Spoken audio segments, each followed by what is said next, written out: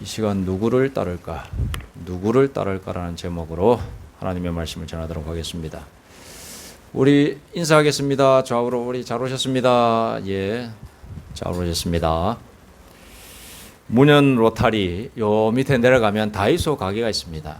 다이소 가게 앞에 보니까 어떤 사람들이 휴대폰, 스마트폰 강습 그리고 컴퓨터 강습 무료로 합니다. 라고 이렇게 배너를 하나 만들어 가지고 거기에 부스도 이렇게 해놓고 뭐 음료수도 좀 갖다 놓고 이렇게 해서 사람들을 이렇게 만나는 장면을 보았습니다. 근데 가만히 보니까 그 사람들이 그냥 하는 게 아니더라고요. 이 무더운 여름날 거기에 앉아가지고 참 하고 있는 모습을 보면서 뭐 하는 사람들인가, 저 사람들.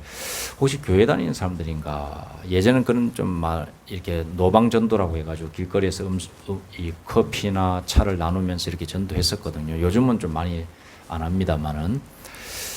코로나가 돼서 이제 많이 없어졌죠. 그런데 거기에 가보니까 있더라고요. 근데 그들은 누구일까? 제가 유심히 배너를 봤더니 밑에 안드레 지파 이렇게 돼 있더라고요. 안드레 지파. 안드레 지파가 뭐냐? 이만희 신천지 교회의 한 지파를 말하는 것입니다. 저는 그들의 열정에 한번 감탄했습니다. 와, 이렇게 더운데 여러분 덥지 않습니까? 지금 훅훅 찌죠. 진짜 얼마 살지는 않았지만 제일 더운 것 같아요. 진짜 푹푹 찌더라고요. 이 무더운 여름에 매일같이 나와야 돼요. 거의 매일같이. 제가 한 번씩 거의 매일 그 로타리 쪽으로 내려가기도 하는데 갈 때마다 있어요. 갈 때마다 오후 내도록 있다고. 와, 저분들 잘못하면 쓰러지겠다 할 정도로 열심히 있게 스마트폰 강습, 컴퓨터 강습 딱 이렇게 해놓고 차도 나눠주고 그러고 있더라고요. 여러분, 과거 우리 교회가 하던 일을 그들 신천지 교회 사람들이 하고 있습니다.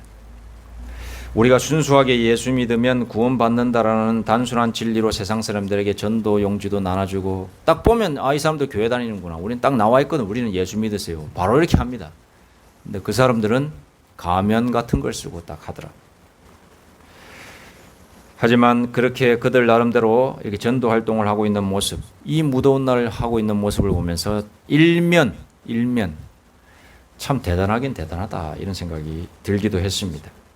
신천지 이만희는 자신을 향하여 어떤 존재임을 말하고 있습니까? 첫째로 자신을 보혜사라고 주장하고 있습니다. 보혜사. 자신이 삼위일체의 하나님 중 성령 곧 재림주라고 주장합니다. 그래서 영원히 죽지 않는다라고 지금까지 말했습니다만 얼마 전부터 자신도 죽는다라고 말하기 시작했습니다. 최근까지 자신은 죽지 않는 영생하는 존재이다 이렇게 주장했습니다. 최근까지 그랬습니다.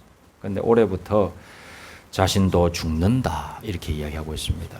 가만히 보니까 이분이 이 양반이 이 할아버지가 몇 살이냐? 31년생, 1931년생. 그러면 몇 살입니까? 지금 현재 우리나라 나이로 93세. 이제 본인이 보기에 이제 육신적으로 많이 쇠약한 걸 느낀 거죠. 죽을 수도 있다라고 하는 걸 이제 느낀 겁니다. 그래서 어떻게 말을 했느냐? 육신은 죽는다. 그러나 나는 영원히 죽지 않는다. 또 이렇게 말을 이상하게 하고 있습니다. 그 말은 뭐냐? 나의 육신은 죽지만 영은 죽지 않기 때문에 그렇다.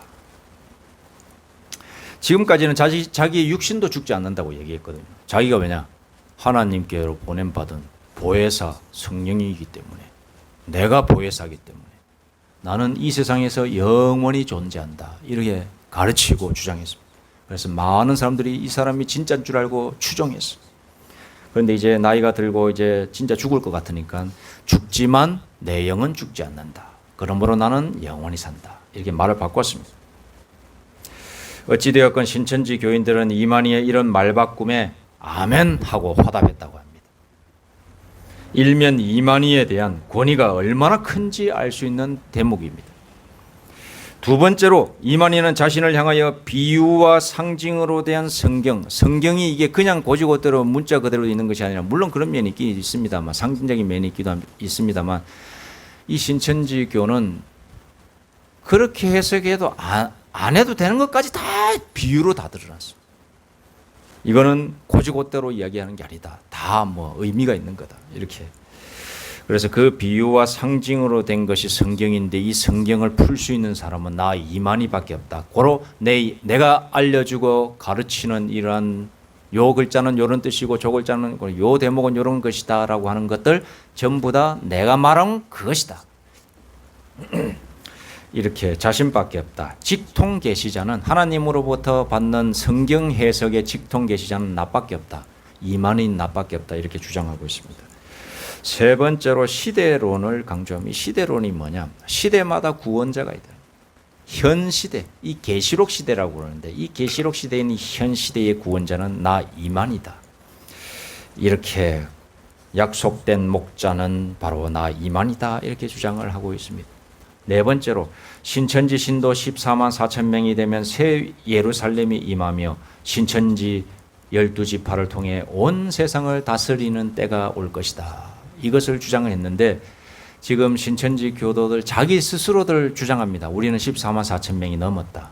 20만 명이다. 뭐 30만 명이다. 이렇게 주장하거든요. 그런데 그 전에 주장했던 14만 4천 명이 되면 이 세상을 12지파가 영을 다스린다고 했는데 그럼 넘었잖아요. 근데 다스리기는 그냥 자기들끼리만 놀고 있잖아요. 그건 앞뒤가 안 맞는 말이잖아요. 세상을 다스린다고 했는데 세상에는 전혀 영향을 못 미치는 20만 명, 30만 명이 있는 거예요. 그럼 이거는 잘못된 건가? 이걸 그래서 다시 이야기하고 있습니다. 어떻게 이야기했느냐?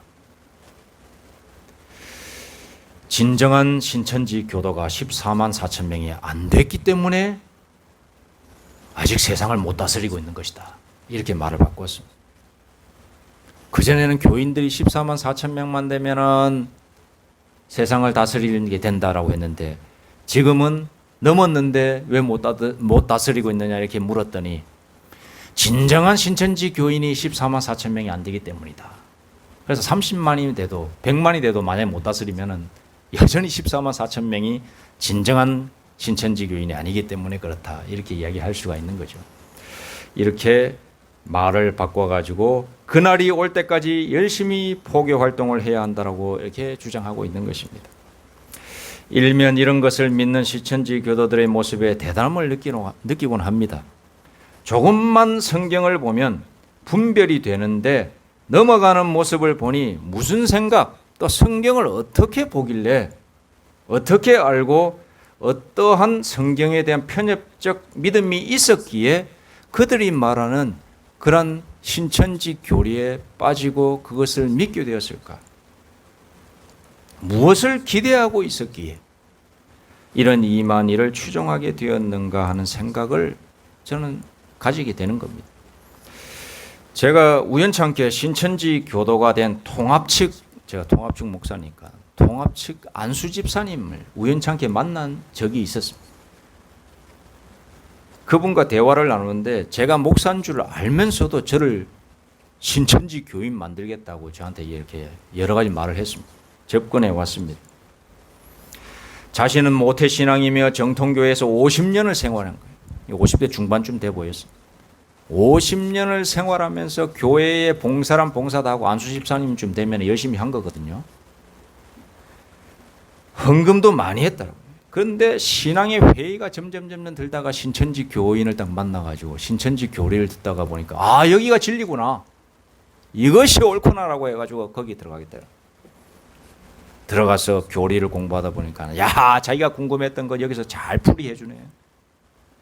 잘 설명해 주네. 이것을 깨닫고 자기는 신천지 교인이 되고 이만희 총회장님을 보혜사로 믿게 되었다. 이렇게 이야기하는 거죠. 저는 답답해서 신천지 교리에 대한 잘못된 성경 해석을 제가 알고 있는 범위에서 이야기를 했어요. 그랬더니 뭐라고 하느냐? 목사님은 마귀의 안경을 쓰고 있어서 그렇게 이야기하고 있는 거예요. 마귀의 안경. 오늘 그렇게 가르치거든요. 신천지 교회에서는 이렇게 반박을 하는 신천지 교리를 반박해서 이렇게 이야기하면은 마귀의 안경을 쓰고 있다. 마귀에 씌였다. 이렇게 얘기하거든요. 그래서 그렇게 이야기한다. 그런데 세상에 제가 어처구니 없는 것은 그건 내 생각이 아니고 그리고 내 개인적인 소견이 아니라는 거죠. 제가 그 조목조목 반박하는 그런 내용들. 그것은 왜 제가 그렇게 반박을 했느냐? 제가 어릴 적 경험한 하나님의 은혜를 저는 경험했기 때문에 은혜를 통해서 받은 하나님의 말씀, 그리고 오랜 세월 동안 성경을 통하여서 정통적으로 해석하는 그 하나님의 은혜로우신 말씀을 하나님의 은혜로서 제가 확증받고 나서 그들의 잘못된 것이 보이기 때문에 하나씩 하나씩 얘기했는데, 그것을 마귀의 안경이라고 어이가 없더라고요. 어이가 없어요. 저는 되물었습니다. 예수님을 인격적으로 만나신 적이 있습니까? 약간 흥분 상태에서 물었어요. 제가 열이 살짝 받아가지고. 하나님을 인격적으로 만나신 적이 있습니까?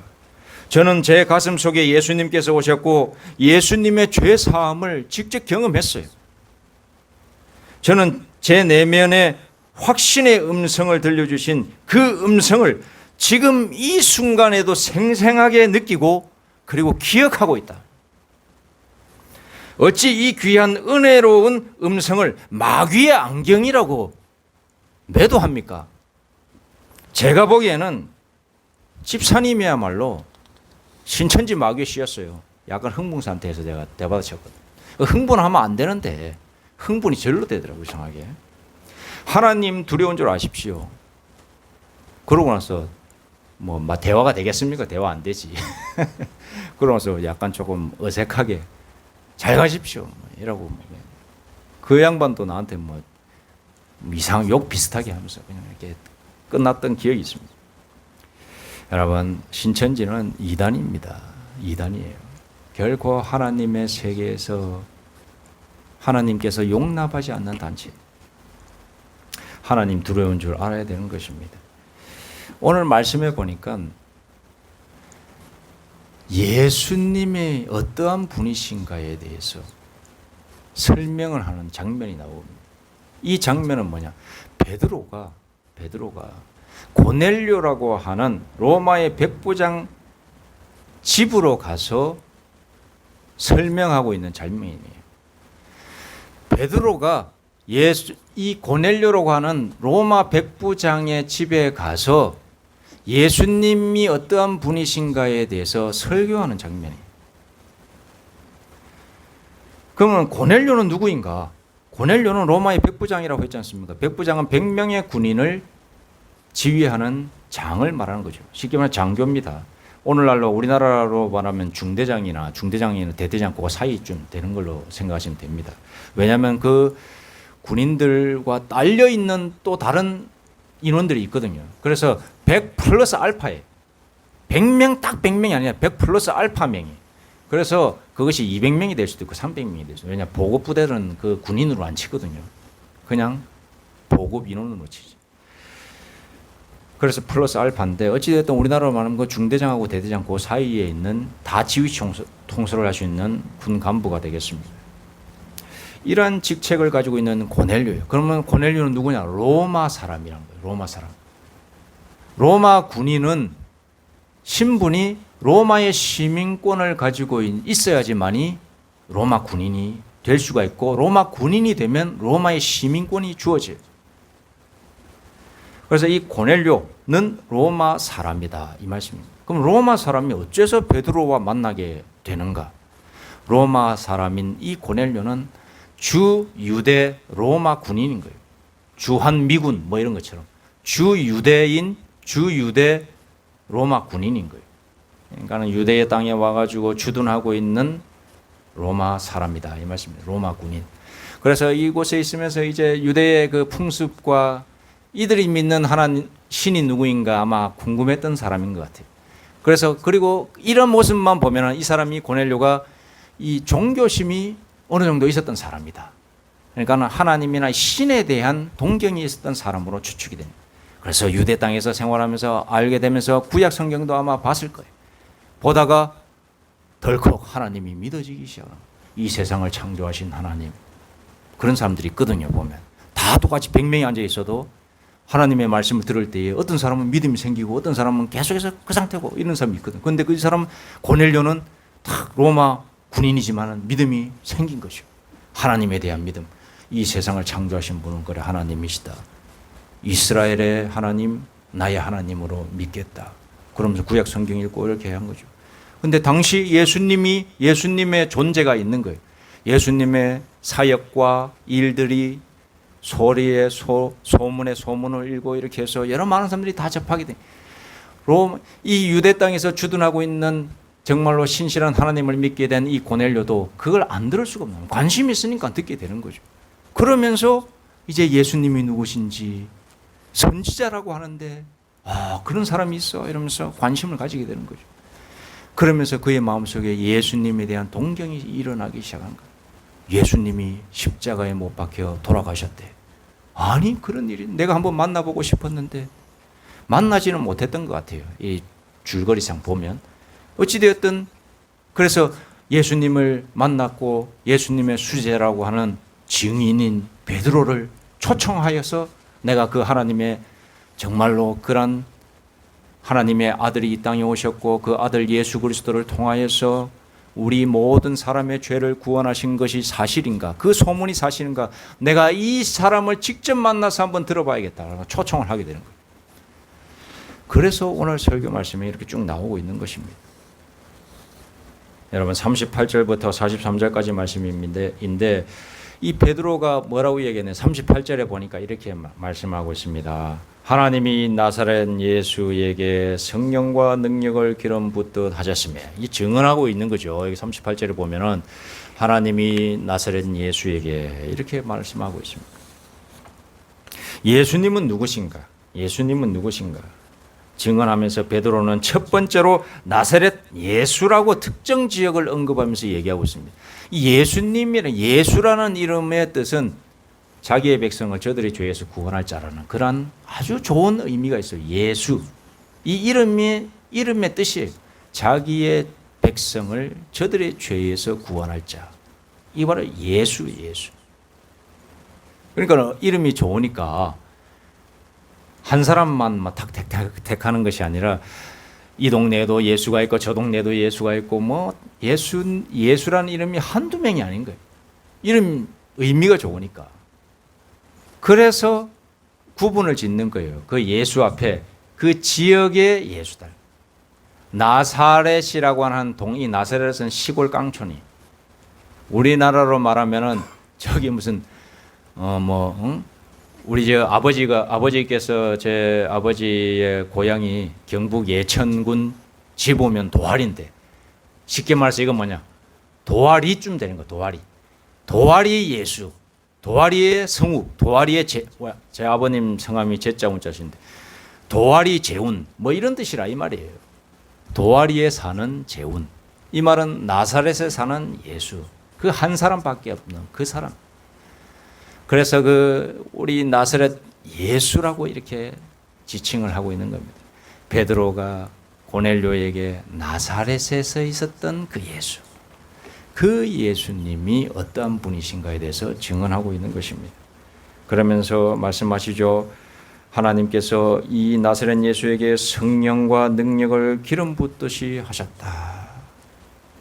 밑도 끝도 없이 자기의 의지로 자기의 생각으로 자기의 수행이나 도를 닦아가지고 대단한 사람이 된 사람이 아니다. 오직 하나님으로부터 내려오는 그 영을 받은 사람이다. 성령과 능력을 기름 붓듯이 받은 사람이다. 그래서 결과가 뭐죠? 두루다니시며 선한 일을 행하셨다. 악한 일을 행하시는 것이 아니라 선한 일을 행하시고 마귀에게 눌린 모든 사람을 고치셨다. 이렇게 행하신 일을 두 가지로 크게 구분해서 예수님을 증언하고 있습니다. 여러분, 이만희 신천지 이만희가 만약에 돌아다니면서 선한 일을 행하고 마귀에게 눌린 모든 사람을 고친 것을 자기를 믿는 사람뿐만 아니라 자기를 믿지 않는 사람들도 보게 했다면 저도 그 자리에 가서 그 사람의 말을 귀담아 듣고 싶은 마음이 있어요. 솔직히 그 사람이 진짜라면 많은 이렇게 동네를 돌아다니면서 선한 일을 하고 마귀에게 눌린 이런 영적인 사람들을 고치는 것을 내가 안 믿는데도 내 앞에서 그런 일을 행하고 일을 일으키면 고침을 받게 하면 그 자리에 가서 그 사람의 이야기, 그 사람의 가르침을 저는 들을 용의가 있다니까요. 하지만 이만희는 그런 적이 없어요. 절대로 그런 적이 없어. 왜 이만희를 믿습니까? 다른 안상, 하나님의 교회 안상홍이 이단들 많이 있어요.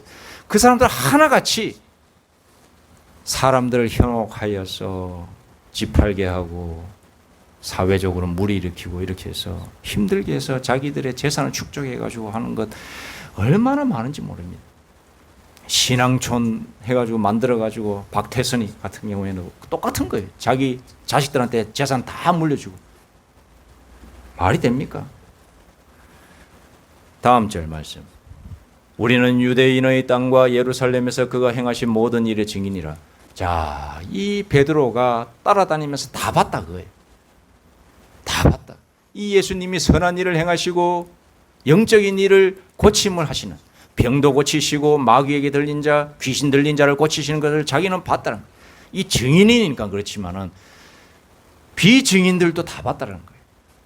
한두 사람이 아니라는 거예요. 그를 쫓아다니면서 여러분 성경에도 보면은 마태복음 우리 그 신약 성경에도 보면은 오병이어라고 하는 기적이 나오는데 거기에 믿는 사람만 있는 게 아니에요. 남자만 5,000명이 있었다고 그러는데 안 믿는 사람들이 그 사람들 무신론자들이란 말이에요. 그냥 배고파서 와가지고 그 자리에 앉아 있는 거예요. 그것도 하나님 예수님께서 무슨 좋은 말 한다고 하니까 그 자리에 앉아가지고 뭐 콩고물 떨어질 거 없는가. 그래서 앉았던 사람. 그런데 그 사람들 다 기적을 다 봤어. 진짜 메시아라고 하는 분은 안 믿는 사람들도 봤을 때에 놀라운 기적을 일으킬 수 있는 분이 바로 메시아인 겁니다.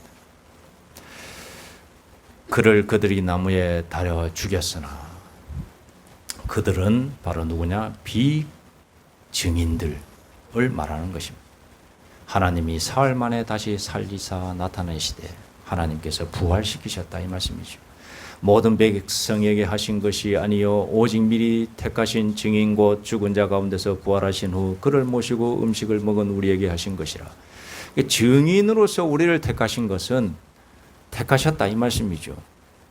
자기가 어떠한 일을 행했고 어떠한 기적을 행했는지 그것을 보고 옆에서 보고 경험한 모든 사람들에게 자기가 부활하신 것을 보여주셨다.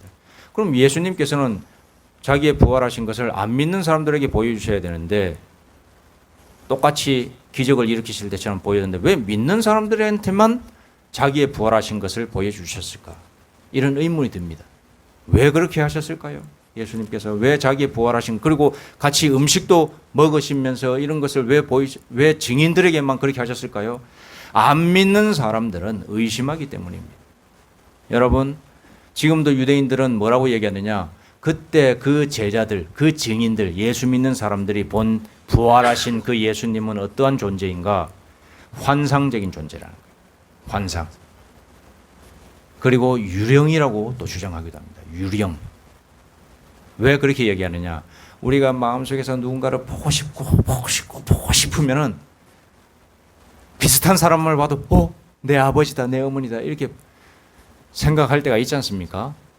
저 어머니 돌아가셨는데 우리 어머니께서 한 번씩 이렇게 파지죠. 밖에 있는 종이 같은 거 주워가지고 그런 일을 좀 한 번씩 그렇게 하시는데 길거리 가다 보면 우리 어머니하고 완전 비슷하네 이런 분들이 있어요.